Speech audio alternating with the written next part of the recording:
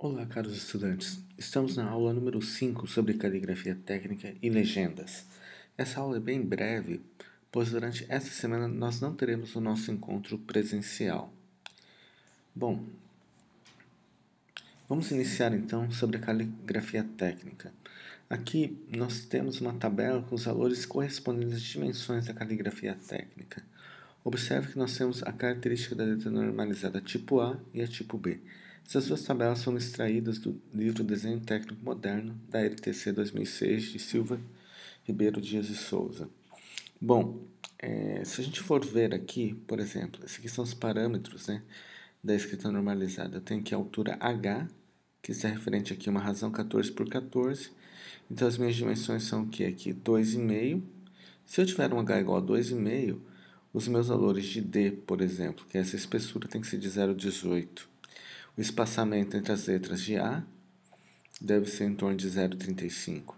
E entre duas palavras, que é o espaçamento de E, em torno de 1,05. Bom, isso é norma. Então, é o que? É uma medida aproximada para que a gente possa ter uma ideia. Distância de uma linha para outra, por exemplo, nós temos a altura B. Se nós adotarmos a altura de linha 2,5, essa altura B vai ser igual a 3,5. Eu posso utilizar também característica normalizada tipo B. E aí os parâmetros são esses aqui, ok? Então nós temos aqui diversas formas de trabalhar a nossa parte de letras. Obviamente, isso é só um treino e esse treino vai ser dado no encontro presencial que antecede a prova. É só para a gente ter uma prática da caligrafia técnica. Como nessa semana nós não temos encontro técnico, então essa parte de caligrafia técnica está, a princípio, adiada para o nosso encontro presencial que antecede a prova, ou melhor dizendo, o nosso último encontro presencial. Bom, parte de legendas. Fechando essa aula, nós vamos tratar de legendas. As informações básicas que devem estar contidas em uma legenda são as seguintes. Eu preciso ter o nome, emblema da empresa, instituição, universidade. No nosso caso, poderia ser o quê? O nome Instituto Federal e o símbolo do Instituto Federal. O nome do responsável pelo conteúdo do desenho. No caso, seria você mesmo, o desenhista, e com uma identificação. Poderia ser inscrição no órgão responsável, CREA, ou registro acadêmico, no caso de estudante, e teria que ter também um local para assinatura, ou seja, que comprove que realmente foi você o responsável por este desenho. Local e data do desenho, também é importante, inclusive para termos de organização, nome ou conteúdo do projeto. O nome, obviamente, tem que estar o quê? Com alguma associação lógica com o desenho em si. Vamos supor, desenho um parafuso, obviamente o nome vai estar ligado a algo semelhante a um parafuso. Conteúdo da página e número da página são dois itens que eu vou deixar para o próximo slide, que são grifados em vermelho. O item 6 fala sobre a escala que eu devo adotar. 1 para 1, 2 para 1, 1 para 2 e por aí vai. Ampliação, redução. E nós temos que colocar então nessa minha legenda que tipo de escala que eu estou utilizando. E a unidade de medida. A ABNT, a Associação Brasileira de Normas e Técnicas, recomenda que seja usado o quê? 1 milímetro. Quantidade, quantos desenhos desses eu quero que sejam fabricados, construídos ou produzidos. Isso é importante. Que tipo de material está sendo utilizado também. Obviamente, quando a gente fala sobre uma construção civil, essa questão do material ela pode ser expressa não somente na legenda, mas numa tabela que fique junto com o desenho. Nós não vamos entrar em detalhes neste momento, porque essa é a primeira aula de desenho técnico, ou seja, é a base do desenho. Mas para que você já tenha pelo menos uma noção quando trabalhado com um desenho mais avançado, mais na área de construção civil. E o número de página também vou comentar no próximo slide. Bom, esses dois itens que estão em vermelhos, eles só são utilizados quando estamos falando de um desenho completo, ou seja, um desenho que é composto por vários outros desenhos. Um exemplo de uma máquina, por exemplo, que é feita de duas peças. Eu não vou desenhar um único desenho com as duas peças. Eu vou fazer o quê? 3 desenhos. Um da máquina completa e mais 2 representando cada uma dessas peças dessa máquina.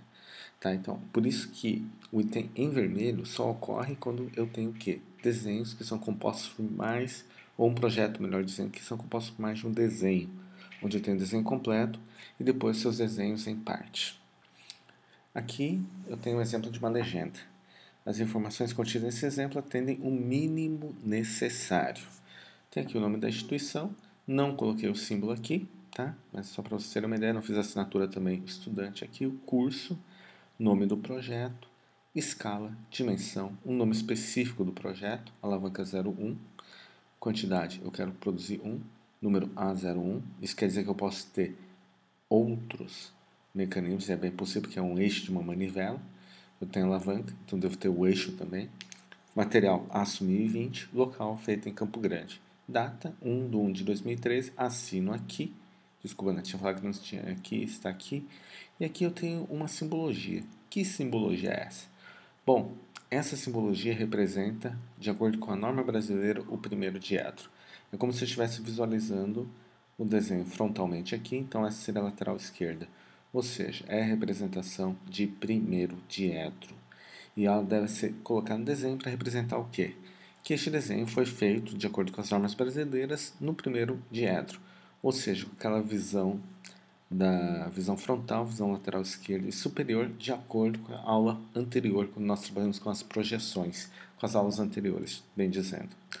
Bom, melhor entendimento dessa apresentação é só a gente observar esse exemplo. Olha, aqui eu tenho o quê? Eu tenho o primeiro diedro. E aqui é essa imagem frontal, olhando daqui da direita, né, que daria a lateral esquerda, e aqui a superior. Com isso eu tenho essa imagem aqui que representa o quê? O primeiro diedro. São justamente o que? As figuras que representam a figura mostrada na legenda, ok? Bom, apenas se lembrando da aula 01, no que se refere à margem e legenda, a norma estabelece algumas dimensões em milímetros, que são as seguintes, para as margens, aqui, e o comprimento máximo da legenda, ok? Esse é o comprimento máximo da legenda. Eu posso ser o que? Eu posso dar uma legenda menor do que esse comprimento máximo. E por fim, a recomendação é o posicionamento da legenda. Se eu tiver uma folha vertical, aqui é a margem maior, onde eu posso colocar os furos, né, para arquivamento, e a minha legenda tem que estar no canto inferior direito da folha. Uma folha horizontal, mesmo posicionamento, canto inferior direito. Bom, chegamos ao fim da aula 05. Foi uma aula extremamente curta, pois não teremos encontro presencial, e é a parte prática, principalmente voltada para a caligrafia técnica e da legenda, nós vamos deixar para o encontro presencial, ok? Na verdade, vai ser mais uma prática de caligrafia técnica no encontro presencial. Pode ser que apareça um exercício extra sobre legenda. Bom, na última semana de aula, junto com as atividades, nós teremos isso então. Não se esqueça de fazer as atividades online e presenciais. Estejam atentos ao ambiente virtual, onde serão postadas informações relevantes sobre essa disciplina. Até a próxima aula. Lembrando que a próxima aula, aula 06, é a última aula do nosso curso de desenho técnico.